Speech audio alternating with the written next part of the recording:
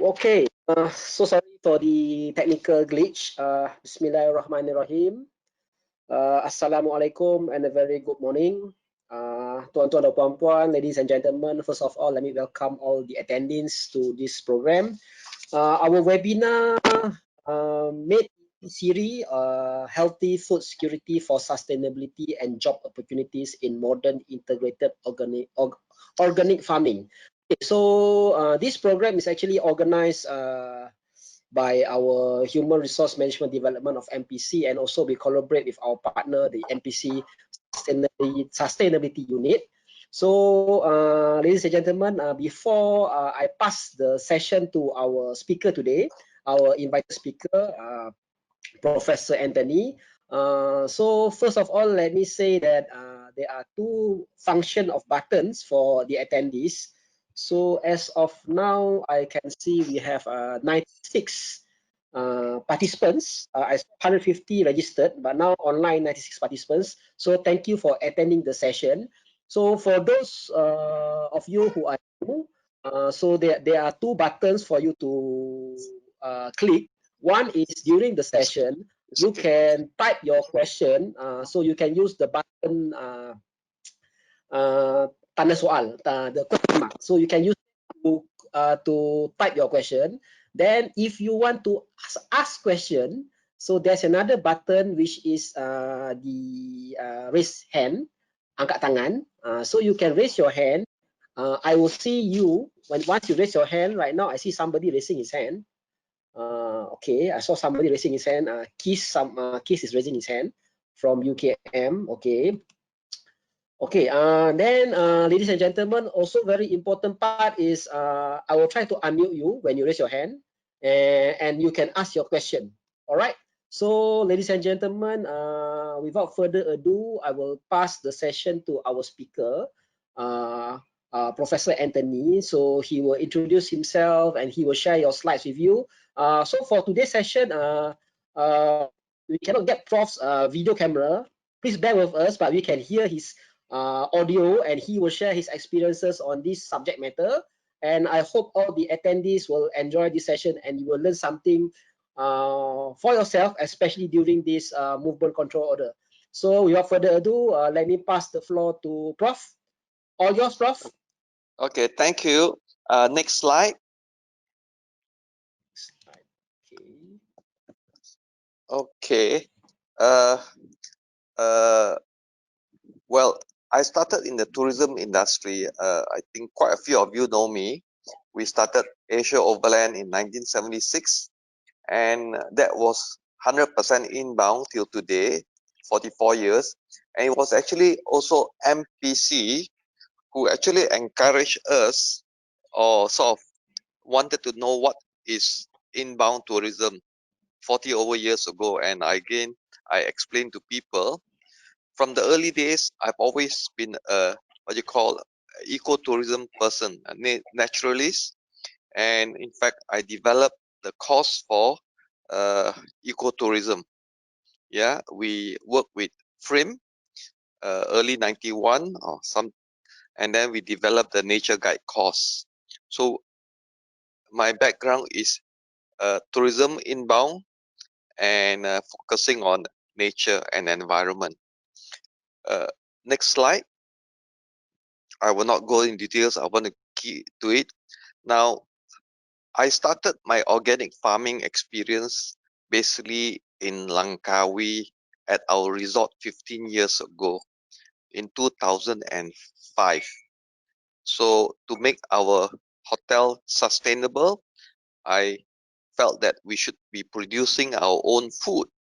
So that's where we started in 2005 with vertical farming, with poultry and all the waste food. Nothing goes out. Yeah, next slide. So researching and reading and talking to people continuously, many of my friends ask me, why don't you teach this?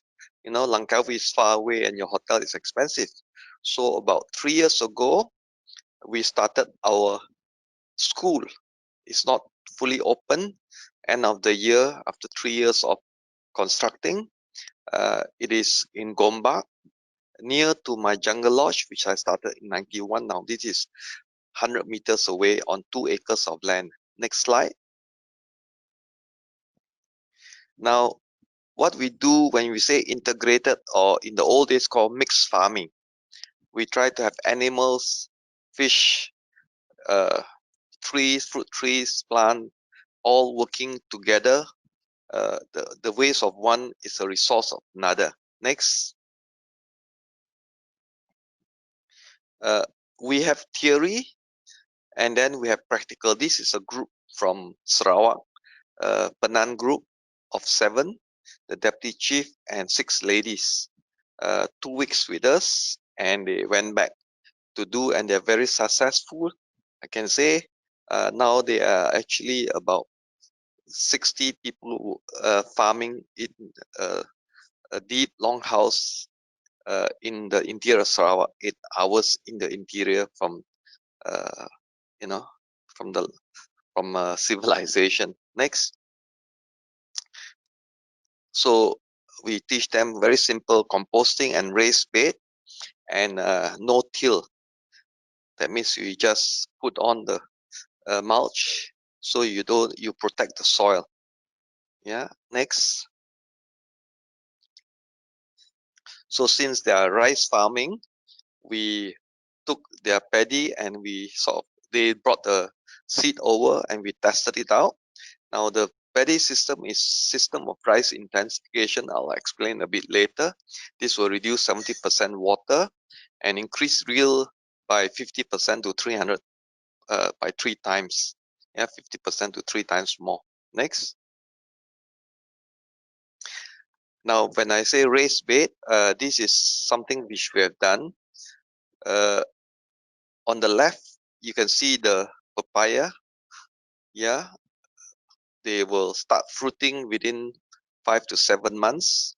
And on the right, this is after 2 years. The tree has grown taller, but in about 30 papaya plant, we get 3 years, we get about 400 kilos. Yeah. So, and this is just supplying to our resort. Now, this raised bed is done in such a way that we take food waste from other hotels, we do a layering, and within a month after the last layering and sort of food compost put in, we grow our papaya. So there's no turning of the soil. It's a very fast, lazy person way of doing it. Yeah, and as a tree grow, we just add on more compost nearby to feed the plants. Next. Now, why organic? Now, the traditional system which started in what you call the green revolution of the 60s, is to me, to many people today, is not so green, because with intensive uh, uh, pesticide and artificial fertilizer, the land dies. The microbe is almost no more there. Fungi is no more there, and no more earthworm. So you got to use more and more fertilizer. So this is not really, to me, the green revolution. It is what you commercial farming, monocropping. In the long term, you have soil erosion, you pollute the soil, you pollute the water that goes in the river. Too much destruction of the environment. So we try not to have chemicals, no GMO, no antibiotic, no growth hormone. You may do a little bit of antibiotic for your animals, but not continuous one time. That's it for certain disease. Yeah, because continuous feeding of antibiotic, you will create what you call superbugs, and the animals, uh, will carry this superbug, and when the people eat it, they get sick and they get treated by antibiotics. It doesn't work, so people die from it. So this is something which the science has proven. You know, next next slide, please. Now, just a simple comparison of organic farming. Organic farming promotes biodiversity. That means, you have mixture of plants, insect, birds, everything. Soil health is improved with organic farming. Natural matter are used in this system. The main thing is we reduce costs, and you don't get pollution of soil and water.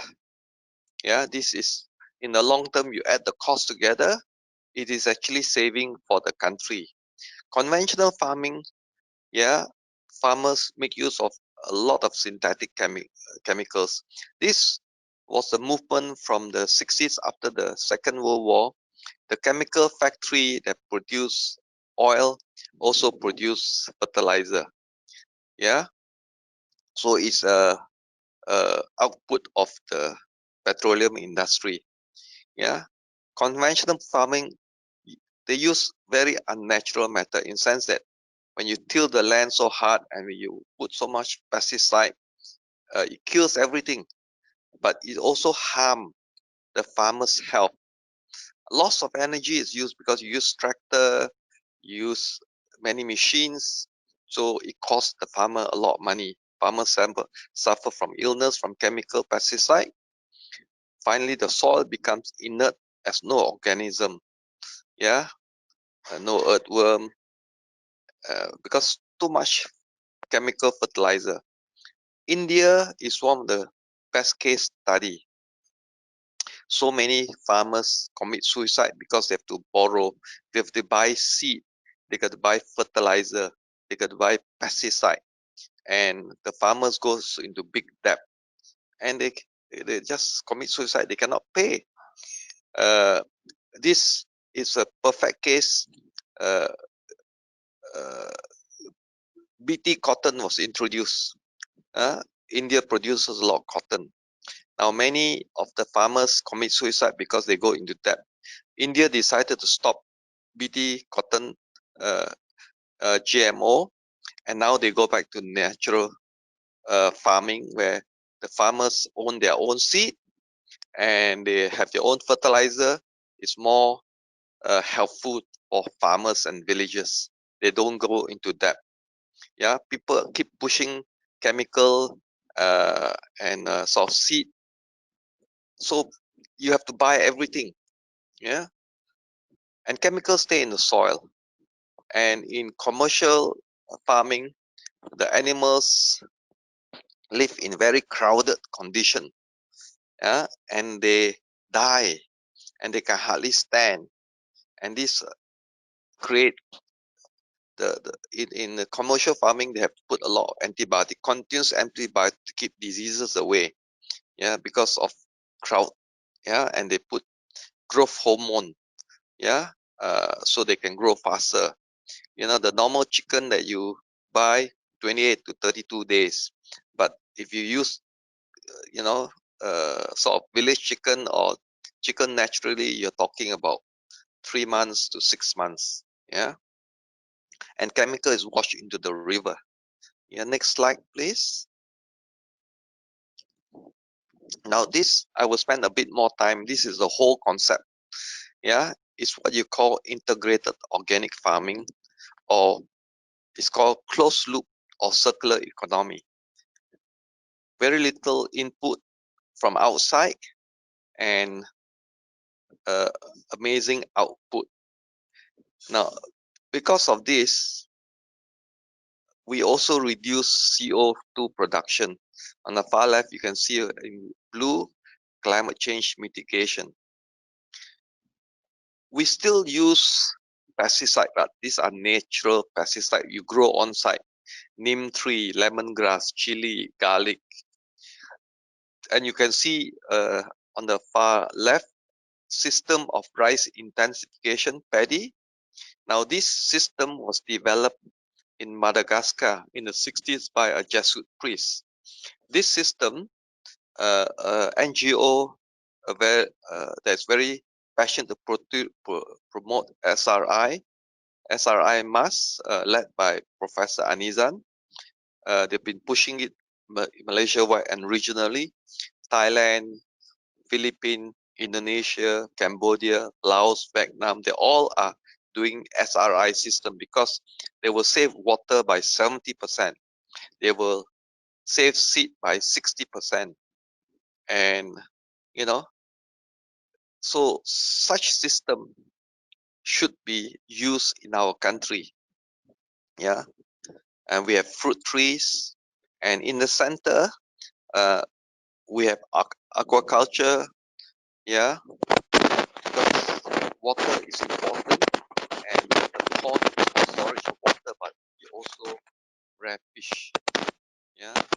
And we have ducks and chicken. Basically, we want continuous income by them laying eggs. Goat is excellent because they breed every 5 months. They give birth. Yeah, the goat that we have are Janampari, which origin from India, Nubian variety. Every 5 months they give birth to 2 to 3 kids, uh, but we let them rest for 2 months before they breed again. Vermicompost using worms and the composting. Then EM, we cultivate microbes for efficiency, fertilizer and biochar. Biochar again is ancient system, ancient science. It was found by the Spanish. This is Brazil, Amazon. 2,000 years ago, the tribes, it's basically charcoal that's activated. Yeah, that means you put you mix with compost. You have microbes living there. Uh, they will host water. They host microbes. They host fungi, enrich the soil. Then constructed wetland is a system that you can clean polluted water, and because in farming you have goat poo, you have cow, you have chicken, you can clean it using water plants and microbes, fungi, yeah, algae. Then we always have bees because you could have normal bees or stingless bee so that they pollinate the flowers. Your input. Now you notice right at the top I have snails. These are garden snails because they're easy to manage. They eat all the waste vegetables, but they are also food for your poultry. And scaling up, snails produce the slime which you can use in the beauty industry. Yeah, and then you got black soldier fly, which feed on waste food, and the maggots can be fed to the poultry. Powder it can also feed to the goat. It's got over 40% protein. Moringa is a super tree that has got lots of vitamins and protein. Duckweed, Azolla salvina, these are all fern that has got over 40% protein, and they grow very fast. Water hyacinth is for cleaning water, but it's also fed to the chicken and duck and goat. Water spinach, these are all water plants that we grow on our pond. Yeah, the main food waste we collect from the market and from a restaurant. Yeah, the vegetable waste. These are also used to feed our poultry, plus also feeding to the black soldier fly to to grow maggots to feed the animals. Of course, you can grow microgreen, aquaponic, you rear fish. The fish waste, you grow vegetables. You need a greenhouse because our weather is, the rain is so strong, it wash away the valuable topsoil. So for vegetable growing, it's good to have a greenhouse. Black water, gray water comes from our kitchen, our house for accommodation, raw sewage, but this again can be cleaned to grade 1, class 1 river standard water using constructed wetland, which we developed it in 1991 at the Jungle Lodge. Yeah, so the science, technology, innovation, and all knowledge. Agroecology, this is how we have to look at a lot of science, and this is the way to grow in modern farming. Without the science behind, it has to be measured, it has to be recognized, working together with academia, so that we perfect the farming system. Yeah, next slide. Okay, Prof. Next slide, please. One Yes. question. Okay, I have a Question. question. Yes. Okay, Yes. from Miss Kimberly, she asked us, what is the biggest challenge of organic farming compared to conventional farming? Sorry, what is the biggest challenge? Challenge, The yes. Organic farming challenge. and conventional farming. Yeah. Okay. Now, when you have got so many discipline involved, so the knowledge has to be there. Knowledge is the biggest thing, because in commercial farming, say you do poultry, you only do poultry and nothing else. So the knowledge you do for poultry is very straightforward. Yeah, you do poultry, but here you learn how to breed goat, poultry, duck, fish. You grow trees, you grow vegetables. So the knowledge is a lot more complicated. So it needs training. Yeah, it needs experience. And uh, the other difference is, you cannot really grow 100 acres. Yeah, very large. It has to be a little bit much smaller, so that efficiency is there when you can manage. But you can have many small owner farm. Yeah, so the effect of job creation and sort of entrepreneurship is much more into small integrated farm. So large factory, you may have the owners, a few owners, you can employ 1,000 people. But instead of that, why can't you have got 100 entrepreneurs employing 10% or 5% each? So job creation and sort of sharing the profit is much more in small modern farm. Yeah, and you don't have to borrow so much money. Main thing is your cost is less. You can get your return very fast. Yeah, but you need to work hard. In this thing is 24/7, 7 days a week. You need a team. Uh, that's for sure, because you have to look at things continuously all the time and identify sick animals or sick plant. You have to take them out. Diseases and this and that. Next, is that okay? Okay, all right. Yeah. Yeah. Okay, next. Now, this is the farm that we are working on. 2 acres. You can see it's a bit sort of concentrated, and this is in Gombak. We should be in almost full operation by end of the year, because it's taken me 3 years, but getting the right staff. So we took on 2 staff that they have learned permaculture. At least permaculture understand about natural or organic farming. That's a base. Then we up it to do commercial. Yeah. So you can see, as you say, we go from the far right. Yeah.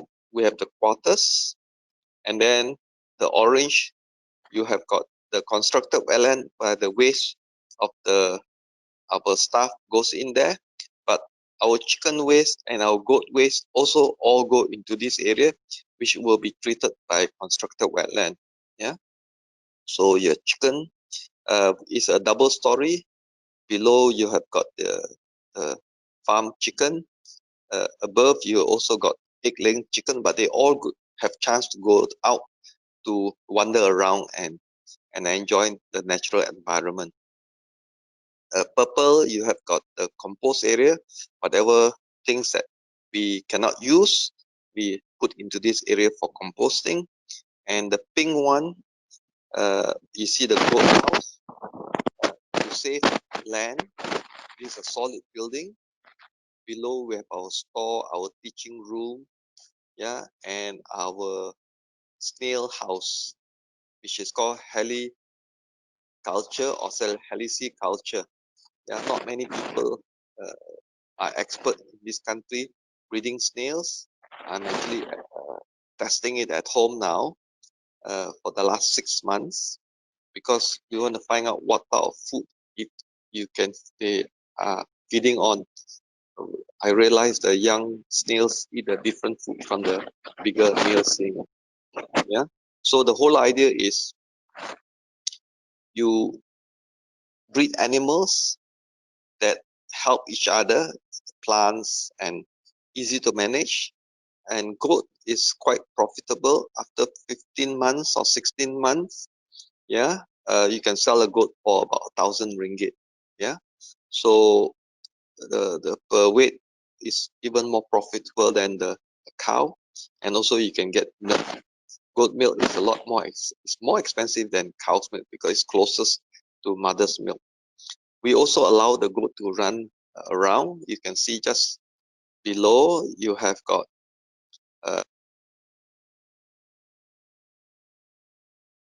the goat roaming area.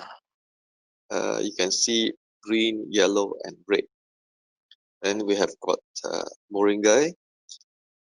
Within the goat area also we have moringa and napier grass. Then you have my banana field. In between the banana, again we have got papayas. Yeah, we have a duck pool, but we also have the duck house above the two pond. You see CW, these are the pond. So the pond waste will go, the duck waste will go into the water, but the water actually you grow algae, and the algae is eaten by the carp plus other fish. Yeah. So you have a greenhouse, and the black one is a black soldier fly house.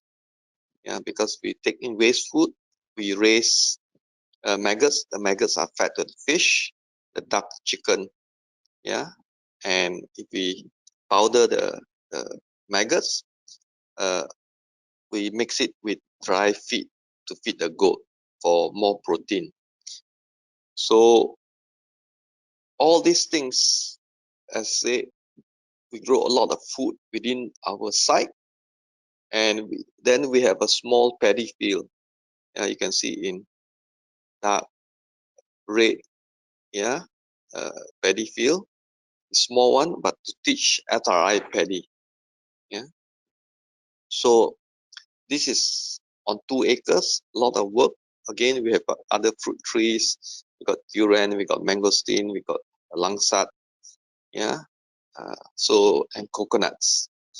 So this is how we mean by integrated organic farming. Next.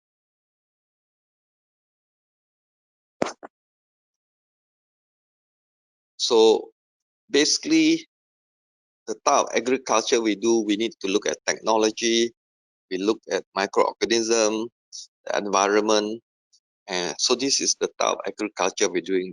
Not what you call intensive mono farming. Yeah, it's multi-system. Next slide. Prof, there's one question. The question? Okay. From Zikri, they asked you your integrated farming. What's the main source of water? Very good. We are fortunate.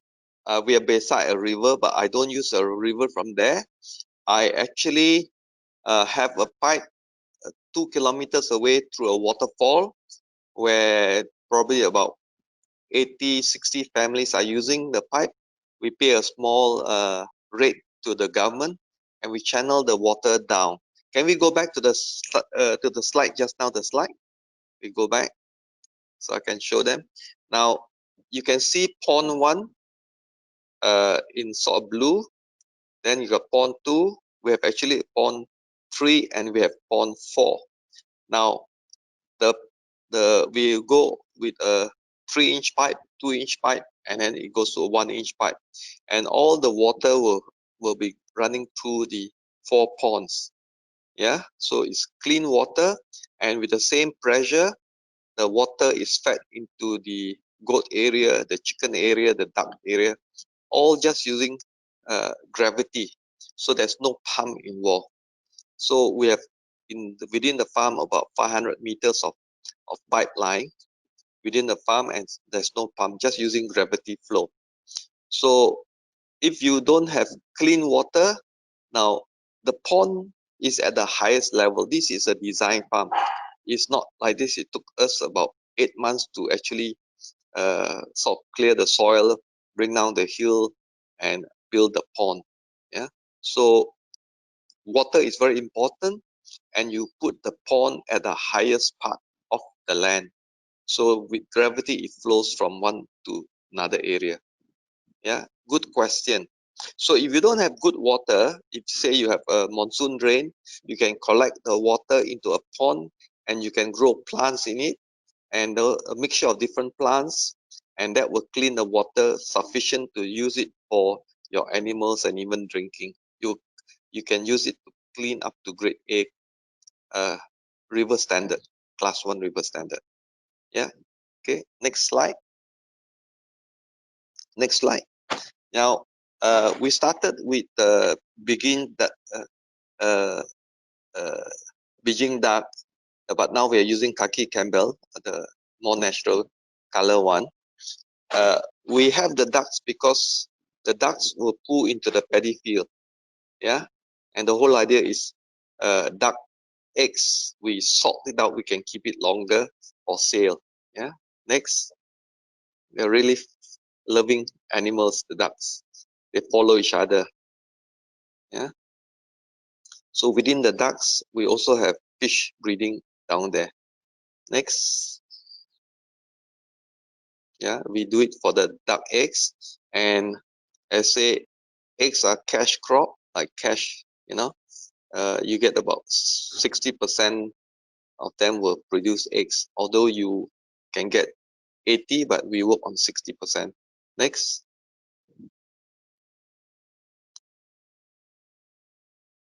Because you have chicken, they need, sometimes there's no space, we take the water hyacinth and they will feed on it. Yeah, we let them roam in a limited area. Next. Now this is Janampari goat. So goats, because they suffer from food disease when it's raining, so it's best to put them above the ground. But they still, in dry time, they are allowed to go down. Yeah, we bring food to them, so they must. You see, they are not crowded. They have lots of space to roam around. Next, we started with 5 goats, 1 male and 4 female. About a year ago, now we have 11 goats. They all give, 4 female has given sort of birth, and they are really friendly. They're happy goats, and the center is my son Alex, and Ashari is the taller guy, and he is very much into aquaponics and also a permaculture trained person. Next. Now this will just give you an idea of sort of the cash that we expect. Yeah, because the chicken give you eggs every day. I say we do 60%. They will mature by 5 to 6 months. We use a rate of 60 cents. In fact, organic eggs in the market is about 140. So this is selling to the wholesaler at 60 cents. Yeah. So chicken, ducks, yeah, quarter acre paddy, catfish, talipia, patin, goat, ketutu. So these are some of the things that we grow. So I just want to work out an income schedule so you can see. Next. Okay, Prof, there's Next. one Yeah. question. Yes. Prof, there's one question. Since you show this income, one Yes. question from Hisham, he asks, how long does it take to fully set up matured and self-contained integrated farm? That's the first question. Second question is, what is the capital cost to set this integrated farm? For Okay. example, yeah. Yes. Okay. Now you would probably take with knowledge, with advice, about a year to build it up, a year and a half to build up the farm. Because okay, I will just use our example. It has taken us almost a year to clear the land, to build the pond, because it was a hill. We had to take down the hill, but our machine broke down 1.5 months, the tractor. So it'll take a while to build, depends how big the land you have and how hilly or how complicated it is. So sort of the land clearance and construction. Now the construction cost will again depend on what you want to put in, how expensive a building you want to put in. For me, I'm looking only at total capital input is about 500,000 for the 2 acres, not more than that. But because it's taken me a long time to train the people, training the people and getting the right people is the most expensive because holding costs. So I would say to train the people, experience, yeah, 2 years, but it has now taken me 3 years because I have other business to run, and I've been the main person researching, putting in, and only now I managed to recruit 2 trained permaculture person to help me in my farm. Although I have 2-3 other person, so you need, if you have the right staff, I guess you can have a full operation within 2 years. I didn't have the right staff. Yeah. So my capital investment 500,000, but it's the manpower holding costs. So if you have got the right staff from the beginning, then it's much easier to start off faster. Yeah, and I will show you the salary scale next.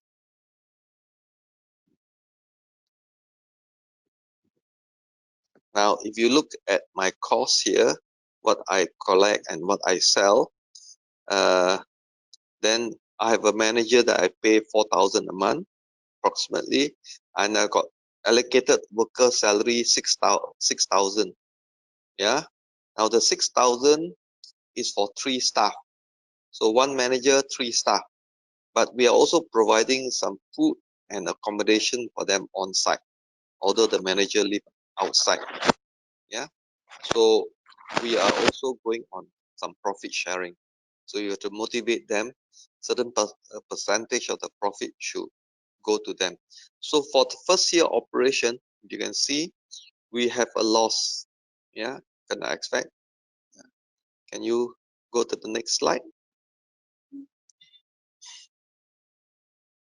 Sorry. The first year we have, is this year 1 or year 2? Sorry, I cannot see so clearly. I'm now speaking from my mobile phone. My computer couldn't work well. Is this This is year year 2. 1? This is year 2. Ah, This is year 2. okay. Year 1 we've lost about 160 or 180,000. So year 2 we have a profit of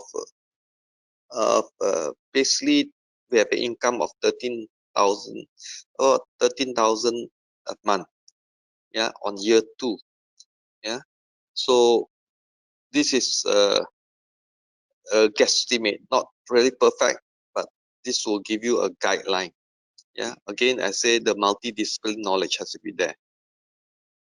Next. On the left is Ibrahim. He's been with me for 26 years. Very passionate about farming, but again, it's a problem. He's the old school. He always believed in tilling the land. So we have to really teach him not to till the land or minimum tilling. On the far right with sunglass is my PA. Shah has been with me for 16 years. We do crop rotation. This is peanut. Yeah. So we need to do crop rotation to make sure we have got different microbes and nutrients in the soil. Next.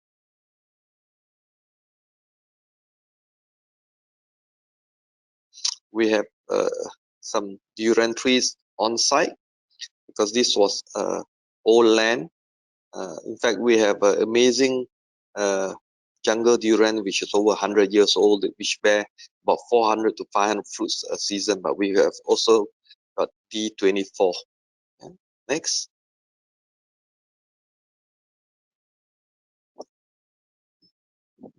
Let's say we have rambutan, mangosteen, tuku, and we're now planting banana. In the past 20 years ago, fruit prices were not that expensive. Today, a kilo of banana is about 6 ringgit, same as a kilo of papaya. So today, you can actually earn a decent living from farming. Yeah, next slide. You need to have security guard because we are beside the forest.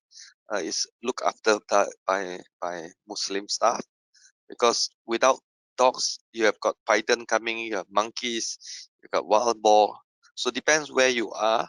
You still need security, because when you have chicken, when you have ducks, you have goat.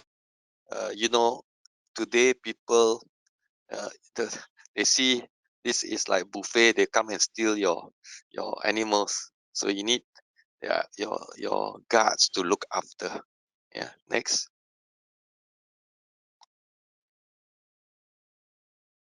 Now, why integrated? We talk about sustainability. Yeah, because uh, water is protected, the land is protected, but more important is food security, because Malaysia import almost $50 billion worth of food.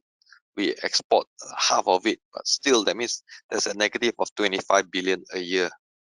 Yeah, when you integrate, you reduce costs, then you also increase income, because you've got a variety of income. So if you compare monocropping, say if I have had 2 acres of just paddy, you know, I may be able to do 2 crop a year. But if there was a disease, or if there was a pesticide infestation, I would have no income. So when I have a mixture of income, I get a lot more income. In that sense, I increase. So it's a fallacy to say that in organic farming, we have less income than commercial farming.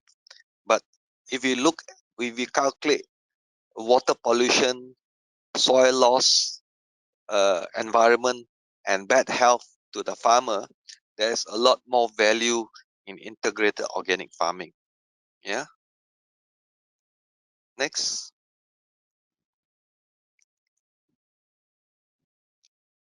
Now, as say FAO, the World Food Agriculture Organization, the goal is when all people at all time have physical, social, and economic access to sufficient, safe, and nutritious food that meets their dietary needs and food preference for an active and healthy life.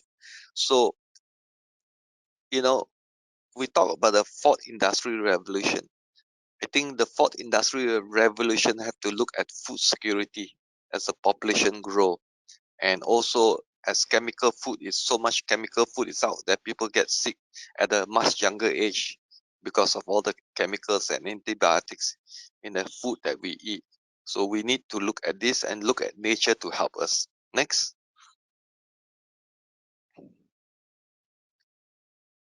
I say this is what we mentioned about, increase of population and the type of food. This was a record of 215, but today easily is 50 billion of imported food. Yeah. Next.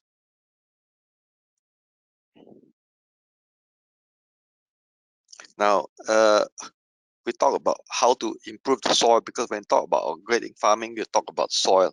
So, biochar is something which was developed in Amazonian South Brazil 2,000 years ago. Now we are looking at it to help us. Yeah, yeah. So,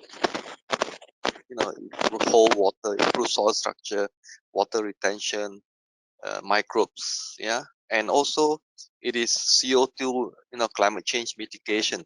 It keeps the CO2 into the soil, yeah, compost, when we compost. So all this is how to improve soil fertility. Next. I'll try to move faster, because we've got quite a bit of slide to go to. So all these things, yeah, water, nutrients, anchorage, oxygen, temperature. This is what the soil, when you look after the soil, it helps the plant. Next. Now, everything we do is looking at the soil. So, as I mentioned about minimum tilling, yeah, uh, you have to manage soil pH. You have to have instrument to check, yeah, whether it's too alkali or too acidic, yeah, because when you start off the land, you have to do a baseline study of whether your soil is acidic or alkali. Yeah, mulching, all the grass cutting, wood, and this and that. Don't throw it away. You can put onto the soil, and then your organic material. Yeah. So all this is basically soil management. So you have to look at it. Yeah. Next. These are all the major sort of nutrient that's required by the plant: nitrogen, phosphorus, potassium, sulfur, magnesium, calcium. A lot of time they say NPK, which are major, but there are others. A very simple thing: eggshell. If you're eating eggs, you keep the shell, you sort of crush it up to bits, and you put into your plants, and you can see new leaf, roots. The plant will fruit, more leaves. So very simple thing. Many things can be used from, I say, when you say about circular economy, it's a waste, but it has value. Yeah. Next. Eggshell has lots of calcium. Now, when we talk about no-till farming or little-till farming, why? We are trying to make use of the fungi and linking each of the trees and plants are fungi we call mycorrhiza. Now, mycorrhiza is a fungus. 90 to 95% of all plants depends on fungi. Fungi provide metals and the water, nutrients for the plant. The plant produce carbohydrate to feed the fungi. Yeah. So the fungi build soil structure via glomalin. Glomalin means no-till system. Increase fertilizer efficiency, strengthen the plant health, decrease erosion, buying heavy metal. They bring in the heavy metal for the plants, phosphate, nitrate, iron. Yeah. Enhance nutrition and medicinal value, reduce desertification, support woods and annual crop. So it's only recently in the 90s that that scientists are aware of the value of fungi. As today we know only about 150,000 species of fungi, but it is said that over 5 million species are out there. So we only know less than 1-2% of the total fungi species. Yeah? And well-known fungi is penicillin, discovered by Alexander Fleming. Yeah, in 1928, and that was the fungus that grew on the orange that can kill the bacteria. So over 50% of the antibiotics are actually made from fungi. Next. Now, someone asked me about water management. Try to use gravity flow, reduce pump usage so that you save energy. Yeah, and if you don't have good water, use constructed wetland, which I will share a bit later here. Rainwater, always very important. Try to keep it. Swales design is to, when you have flow of water down the land, you actually collect it. You move it to an area we can store or hold it on the land as long as you can to sort of moisten the soil. Yeah. Next.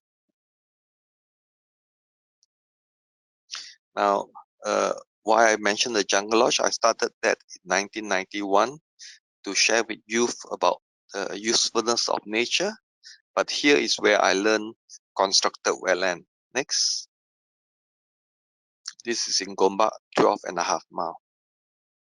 Now, this is what I mean by constructed wetland. I have a hostel that can take it 100 people, and I've got another chalet that's about can sleep 26 or 28%, but all the sewage water goes to this pond, and this is my wastewater pond. I have a septic tank, but the septic tank all discharge down here.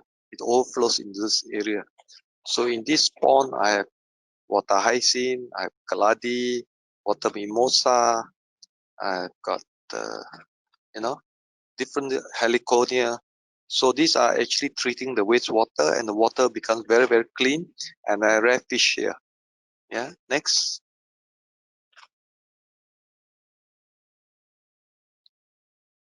Now the water I use, actually I grew paddy down there.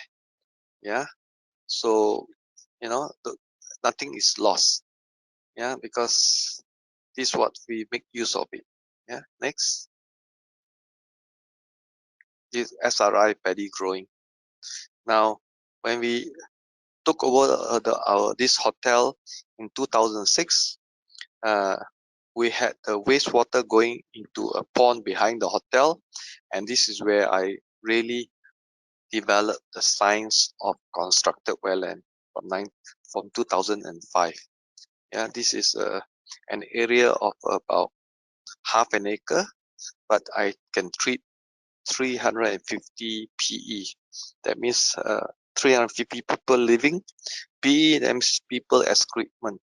Yeah, my staffing there is about 130 to 40. So the staff quarters, and then part of the gas waste comes here. Partly is septic tank, partly is raw sewage. Next. So you can see we have got first entry, second part, but it is one long pond. It used to be a river, but when we purchased it, the river was cut off, so it became a long pond. And we started growing different plants. We call it our wetland. Yeah, so down here you can see the different type of plants.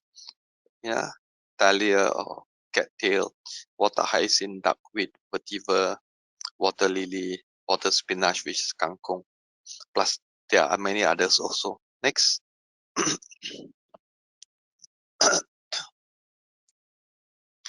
Again, this is at our farm in Gombak. We also raise giant catfish.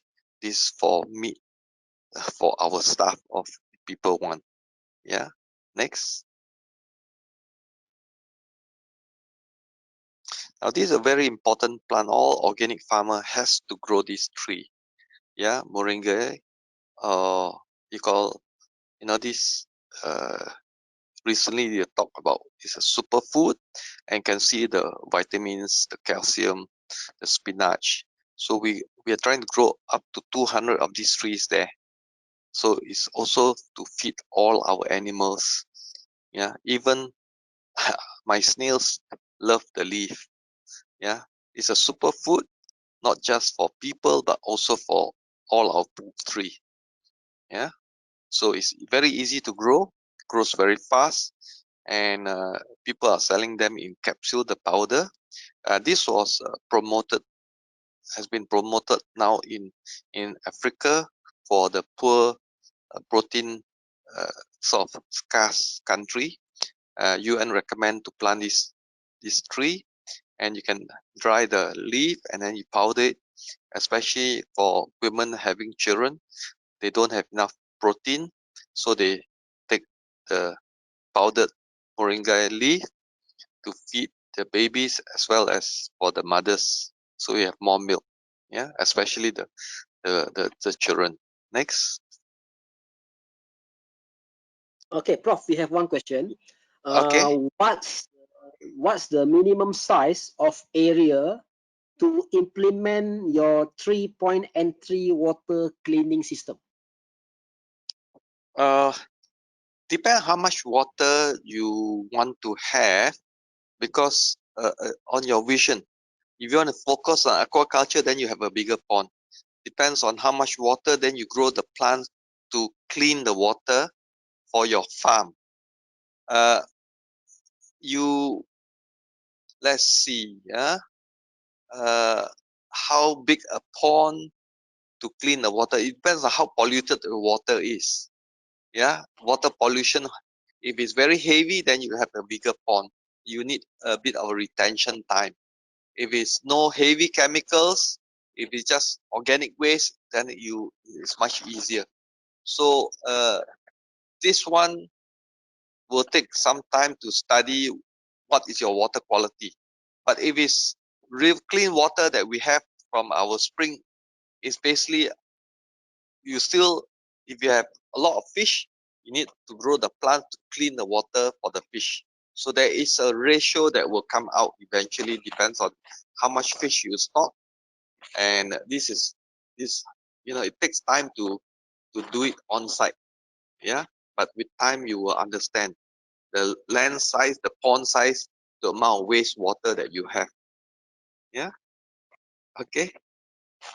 Okay, Next. one more question, Prof. Okay, sure. Yeah. Is mosquito an issue in the wetland pots there? Ah, If yes, what okay. are the alternative No, to solve this? no, no issue of mosquito because we have fish in the water. Yeah.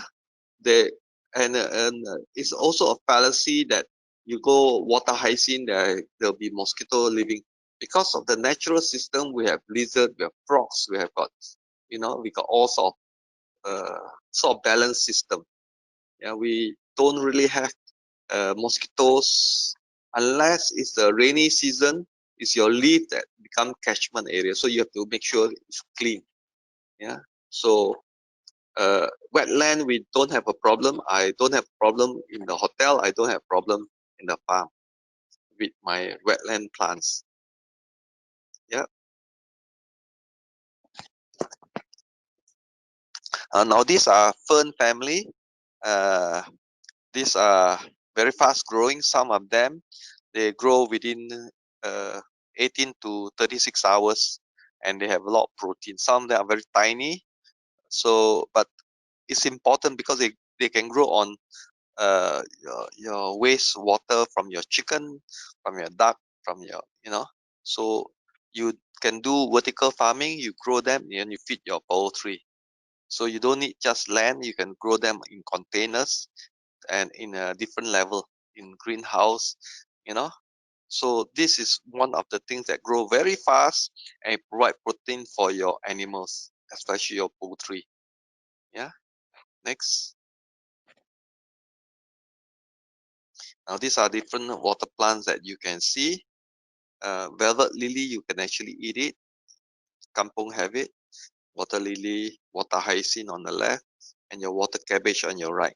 All these plants are used to clean the water, and some are edible. Even the water hyacinth, the flowers at the shoot, you can actually eat them. Yeah. And all this you can feed to the poultry also. Next. Again, just a compost. Now, these are my four-wheel drive. Every day we go out to collect waste from restaurant as well as the market.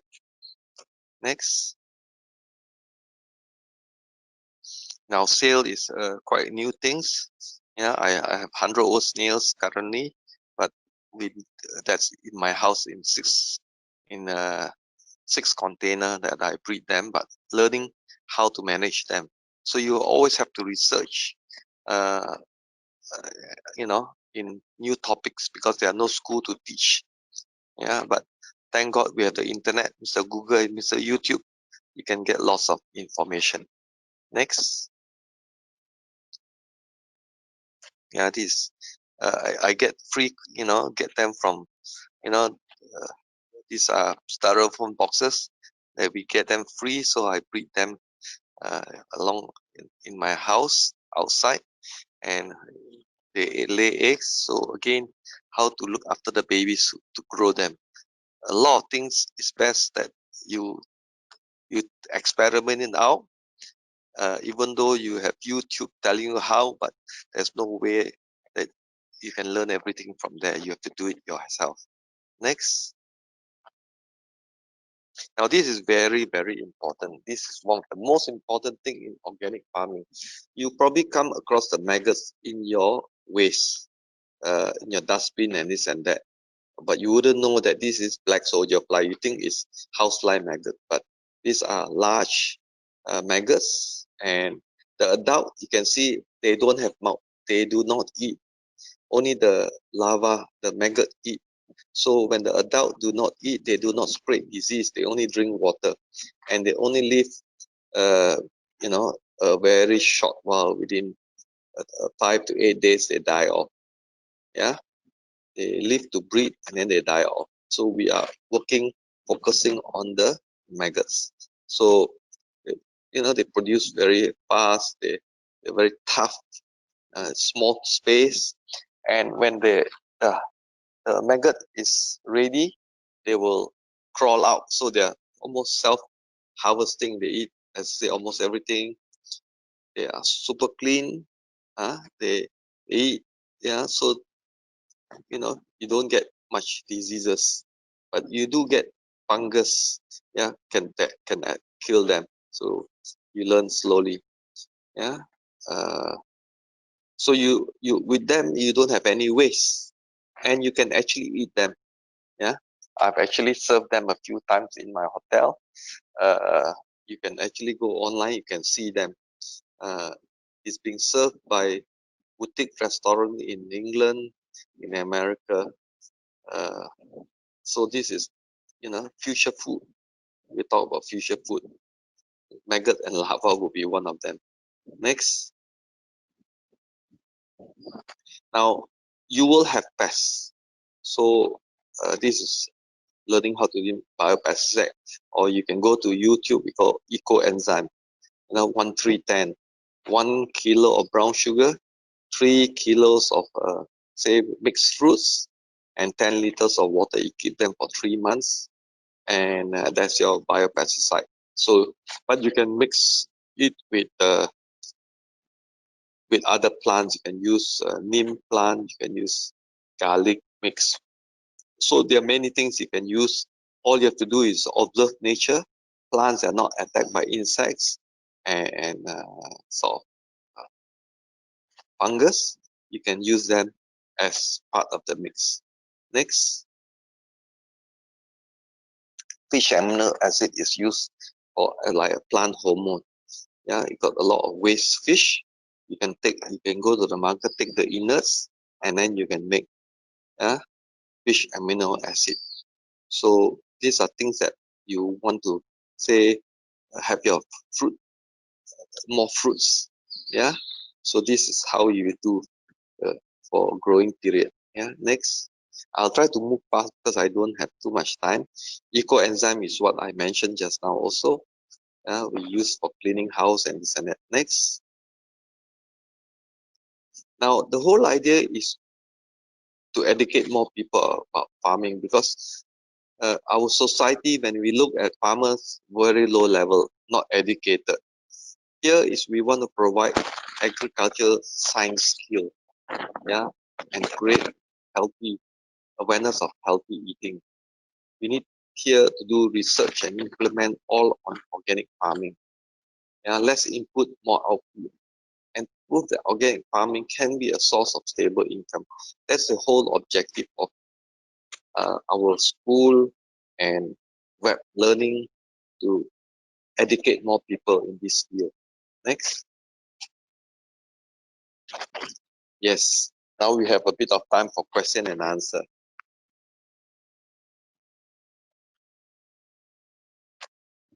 Hello? Thank you, Prof. Hello, thank you, Prof. I have okay. Let me read some question here. From Sumaini. The question is there any order issue from the wetland, and how do you manage it? Okay. Now, if I would take basis of our hotel, I'm treating sometimes raw sewage. So anything that's raw sewage coming in, definitely there'll be a smell. Yeah. In the beginning part. So you can actually close off area, or you can plant plants around it. Always the first part, if it's very, very dirty, it's like if I channel my chicken shit, my duck or goat straight into my wetland, the first part there will be smell, but I can sort of keep it away from others. or I enclose it a bit. Yeah. So correct, but the rest of the pond is nothing. Yeah. So or you can do in 3 small pond. The first pond where raw sewage or raw waste going in, bit smell. The next 2 pond will have nothing. So there will be a little bit in the beginning, depend on the type of waste. Yeah. Okay, yes, thank you for that answer. Let me see other question. Okay. Okay, this one is okay. Do you practice permaculture principle of guilds and stacking to take Uh, advantage of shading complementary plants? Partly. Yeah. Permaculture is a very good basis of starting integrated organic farming. So if you look at the source of permaculture, the resource from Melbourne, yeah, Australia, uh, they focus on homestay. That means it's more self-sufficient. Now, what we are trying to do is commercial farming. So you follow some of the principle. For example, I say when I grow my Napier grass, I also grow my papaya in between, and then aside I have my coconuts. So there are 3 levels down there. So you do apply some principle, but we are going commercial. So I have got a double layer for my chicken, my goat. Below I have my house. So you cannot follow complete permaculture system because we are doing what you call intensive commercial organic farming. Okay, Prof. Is moringa suitable for planting? Uh, is moringa what? It's a Suitable for superfood. planting. It's a superfood and they grow very easily and they grow fast. That's why I encourage everybody when you have your organic farm, you 2 plant that you must have. One is a neem tree, Azarita indica, which is antivirus, antifungus, antibacterial. So this is used by Ayurvedic medicine. Over 50% of Ayurvedic actually use this. The Chinese also use this. So you also use this to give the poultry to drink. Yeah, it's very bitter. And moringa. These 2 trees you should have. Yeah, that's why I say we in our small land I will have about 200 moringa tree. Okay, we have I think 2 more question. Okay, the first question is from Bella Vestidas. Where is your farm located in Gombak? I believe you have more people coming to see you after this. Uh, you know the old road to the east coast. This is the Orang Asli settlement, the old Gombak road. Yeah, there used to be Mima land. So the Orang Asli settlement is there. Orang Asli settlement is 12 mile. We are 12 and a half mile. So it's the old Gombak road and that's where we are located. Okay, thank you. Maybe last question. Okay. Do you recommend sacrificial plant to be planted around your perimeter? Yes, you do. Uh, you do plants that uh, will attract other bugs. You do these sacrificial plants. It is part of organic farming. Yeah. What we try to do beside that is every bit of land we grow, like all our fencing. Now we are on 2 acres. The whole fencing, uh, the creeper plants are actually goat feed. Yeah. So every bit of land you plant must make sense.